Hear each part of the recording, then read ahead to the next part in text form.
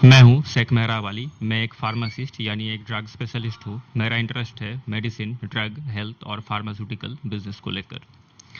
मेरा थोड़ा सा स्कैमरिंग यानी बात करने में थोड़ा प्रॉब्लम्स है, इसीलिए मैं ये आशा रखूँगा कि आप लोग ये बहुत ही आसानी से सुलझा लेंगे।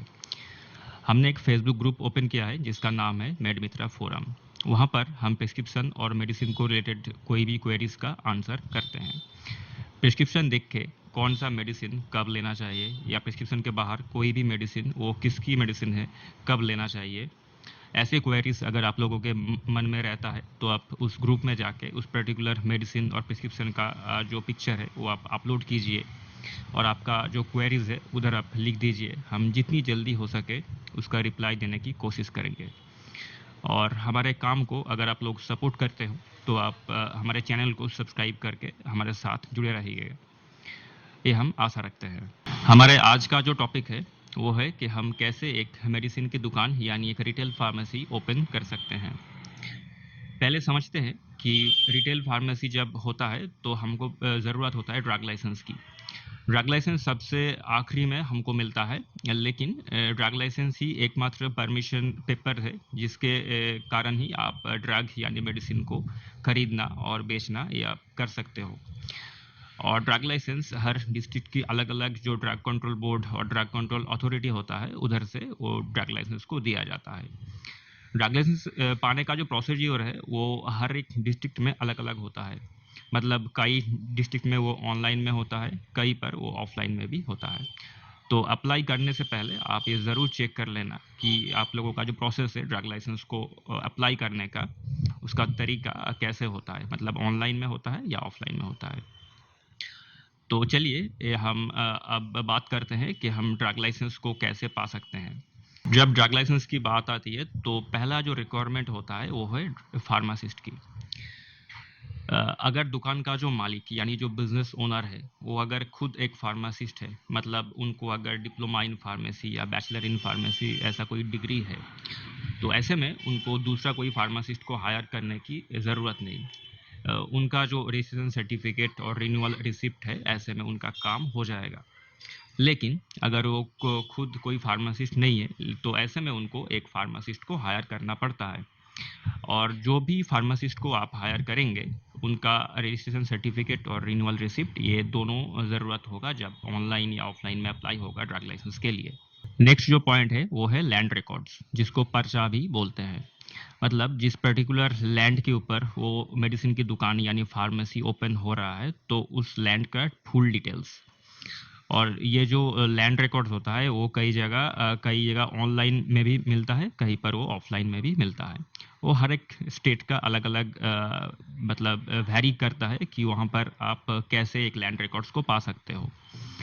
तो उस लैंड रिकॉर्ड्स में उस जो पर्टिकुलर जो लैंड है उसका फुल डिटेल्स रहना चाहिए। और एक बात आप ध्यान में रखिएगा कि ये जो लैंड रिकॉर्ड यानी पर्चा है वो 6 महीने से ज़्यादा पुराना अगर हो तो वो नहीं चलता। मतलब आप रिसेंट एक लैंड रिकॉर्ड उसको आप आर्काइव कीजिए, मतलब उसको कलेक्ट कीजिए, उसके बाद ही नेक्स्ट जो काम है उसके लिए प्रोसीड्योर कीजिए। और एक ध्यान रखने वाली बात यह है कि उस लैंड रिकॉर्ड में वो पर्टिकुलर लैंड को दुकान घर या वास्तु में उसको रजिस्टर होना चाहिए। वो अगर कोई तालाब के नाम पर रजिस्टर्ड है तो ऐसे में वो मतलब एप्लीकेशन नहीं होगा। नेक्स्ट जो पॉइंट आता है वो है एग्रीमेंट को लेकर। मतलब जिस लैंड पे वो दुकान हो रहा है उस लैंड से उस दुकान का जो मालिक है उसका क्या संबंध है, क्या संपर्क है, उसको एस्टैब्लिश करने के लिए एक एग्रीमेंट होता है। वो एग्रीमेंट चाहिए। अगर दुकान ओनरशिप में है तो उसका पेपर्स भी ज़रूरत होगा और रियल पेपर्स उसका भी आवश्यकता होगा जब हम अप्लाई करेंगे ऑनलाइन में या ऑफलाइन में ड्रग लाइसेंस के लिए। अगर लैंड का जो मालिक है, मतलब जिस भूमि के ऊपर वो फार्मेसी या मेडिसिन शॉप ओपन हो रहा है, अगर वो मालिक एक ही है, मतलब जो बिजनेस ओनर वो भी सेम है और जो लैंड का मालिक है मतलब जो लैंड ओनर है वो सेम व्यक्ति है, तो ऐसे में एग्रीमेंट की कोई ज़रूरत नहीं है, बस वो पर्चा से काम हो जाएगा। लेकिन अगर वो दुकान भाड़े में यानी रेंट में रहता है और वो दुकान ओनरशिप में भी खरीदा हुआ है, तो ऐसे में उनका जो प्रूफ करने के लिए जो डॉक्यूमेंट्स रहता है, लाइक एग्रीमेंट्स हो गया, रेंट रिसिप्ट हो गया, मतलब भाड़े का जो रसीद रहता है, तो ये सारा डॉक्यूमेंट्स ज़रूरत होगा जब ऑनलाइन या ऑफलाइन में हम अप्लाई करेंगे ड्रग लाइसेंस के लिए। नेक्स्ट जो पॉइंट आता है वो है लैंड टैक्स और लैंड रेवेन्यू को लेकर। जिस लैंड यानी भूमि के ऊपर उस मेडिसिन शॉप या फार्मेसी ओपन हो रहा है, उस पर्टिकुलर लैंड का एक रेवेन्यू होता है, मतलब जिसको खाजना भी बोलते हैं। तो वो लैंड रेवेन्यू का करंट ईयर का जो रसीद होता है या रिसिप्ट, उसको हमको चाहिए होता है जब हम अप्लाई करते हैं ड्रग लाइसेंस के लिए। लैंड रिव्यू कई जगह ऑफलाइन में भी मिलता है, कई जगह ऑनलाइन में भी मिलता है। ये हर स्टेट वाइज वैरी करता है, इसीलिए आप ये चेक कर लेना कि उस लैंड का जो रेवेन्यू है वो किस तरीके से दिया जाता है, मतलब ऑनलाइन में या ऑफलाइन में। नेक्स्ट आता है ट्रेड लाइसेंस। जिस बिजनेस के नाम पे यानी जिस नाम पे उस मेडिसिन दुकान या फार्मेसी ओपन हो रहा है, उस नाम का एक ट्रेड लाइसेंस हमको ज़रूरत होगा जब हम अप्लाई करेंगे ड्रग लाइसेंस के लिए। ट्रेड लाइसेंस कई स्टेट पर ऑनलाइन में भी मिलता है, कई जगह ये ऑफलाइन में भी मिलता है। जहाँ पर ऑफलाइन में मिलता है वहाँ पर पंचायत या जो म्यूनिसिपैलिटी होता है उधर से ये ट्रेड लाइसेंस दिया जाता है। तो उसको आप चेक करके आप एक ट्रेड लाइसेंस करंट ईयर का वो आप बना लेना। नेक्स्ट आता है हाउस टैक्स। जिस एरिया में उस पर्टिकुलर मेडिसिन शॉप या दुकान ओपन हो रहा है, उस एरिया का जो पंचायत या म्यूनिसिपैलिटी होता है उधर से एक हाउस टैक्स लेना पड़ता है। तो और उसको देने के बाद मतलब हाउस टैक्स जब आप देते हो करंट ईयर में, तो उसका एक रसीद यानी रिसिप्ट मिलता है। तो उस रिसिप्ट का ज़रूरत होता है जब अप्लाई करते हैं ड्रग लाइसेंस के लिए। नेक्स्ट है शॉप के बारे में, मतलब जिस दुकान पे वो मेडिसिन का दुकान ओपन हो रहा है, उस मेडिसिन दुकान के बारे में। जिस शॉप के रिगार्डिंग आप ड्रग लाइसेंस के लिए अप्लाई कर रहे हो, उस शॉप का जो मेजरमेंट है, मतलब जो एरिया है, वो 120 स्क्वायर फीट होना चाहिए मिनिमम। अगर उससे ज़्यादा हो तो इसमें कोई प्रॉब्लम्स नहीं है, लेकिन उससे अगर कम हो तो इसमें बहुत प्रॉब्लम्स हो सकता है। और एक ध्यान रखने वाली बात यह है कि उस दुकान के अंदर, मतलब उस एरिया के अंदर कोई विंडो या कोई पार्टीशन नहीं रहना चाहिए। उसमें वेंटिलेटर तो रह सकता है, लेकिन उसमें कोई पार्टीशन या और कोई विंडो उसमें अगर ना हो तो ये बेहतर होता है। कई लोग उस मेडिसिन की दुकान के साथ डॉक्टर्स चेम्बर खोल लेते हैं, लेकिन कई जगह ये एप्लीकेबल भी नहीं होता। मतलब अगर आप सोच रहे हो कि आप एक डॉक्टर्स चेम्बर भी आपके जो फार्मेसी दुकान ओपन कर रहे हो उसके साथ आप ओपन करना चाहते हो एक डॉक्टर्स चेम्बर, तो ऐसे में मैं रिकमेंड करूंगा कि आप एक दूसरा शॉप या दुकान उसको भाड़े में लेकर या उसको खरीद कर उसको आप डॉक्टर्स चेम्बर कीजिए। ना कि ये जो दुकान मेडिसिन का हो रहा है इसमें आप अगर पार्टीशन करके डॉक्टर्स चेम्बर बनाते हो तो ये कई जगह रेस्ट्रिक्टेड है, मतलब ये एप्लीकेबल नहीं होता। नेक्स्ट है स्केच मैप प्लान।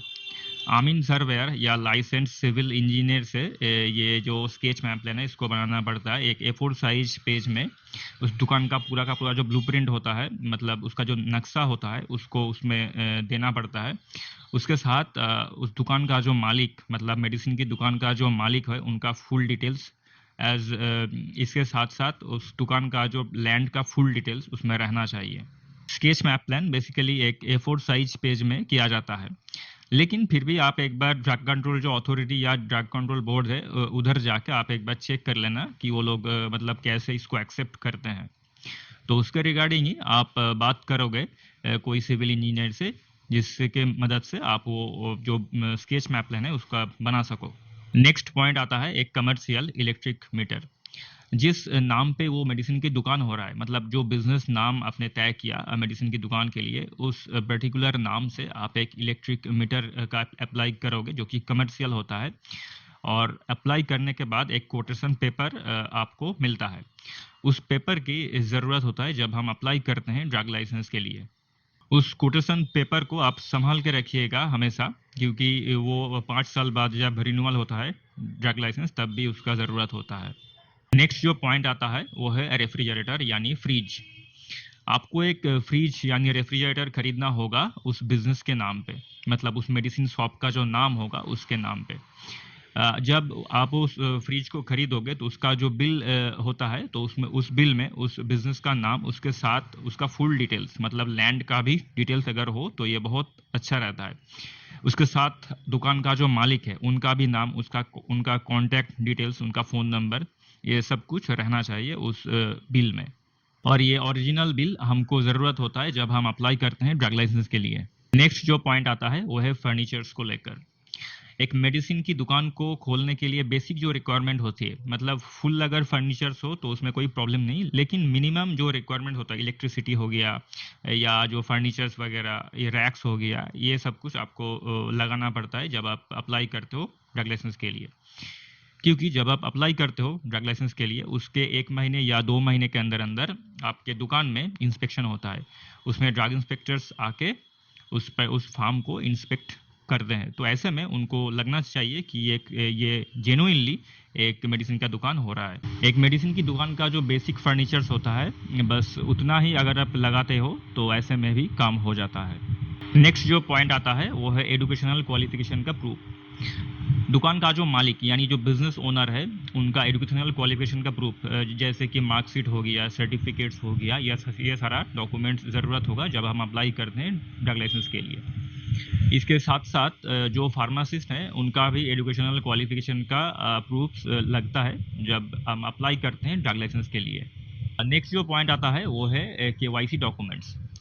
जो फार्मासिस्ट हैं और जो प्रोपाइटर यानी जो बिजनेस ओनर है, उनका केवाईसी डॉक्यूमेंट्स जैसे कि पैन कार्ड हो गया, आधार कार्ड हो गया, वोटर कार्ड हो गया और 3 से 4 कॉपी पासपोर्ट साइज फ़ोटो, ये ज़रूरत होता है जब अब हम अप्लाई करते हैं ड्रग लाइसेंस के लिए। ड्रग लाइसेंस को कैसे हम पा सकते हैं, इसके लिए हमने ऑल ओवर जो सर्वे करके जो जो डॉक्यूमेंट्स लगते हैं और जो जो रिक्वायरमेंट्स होता है उसके बारे में बात किया। लेकिन इसके बाद भी अगर आप लोगों के मन में अभी भी कोई क्वेरीज या क्वेश्चंस मन में रहता है तो आप नीचे कमेंट पर लिख सकते हो। हम जितनी जल्दी हो सके उसका आंसर करने की कोशिश करेंगे। धन्यवाद।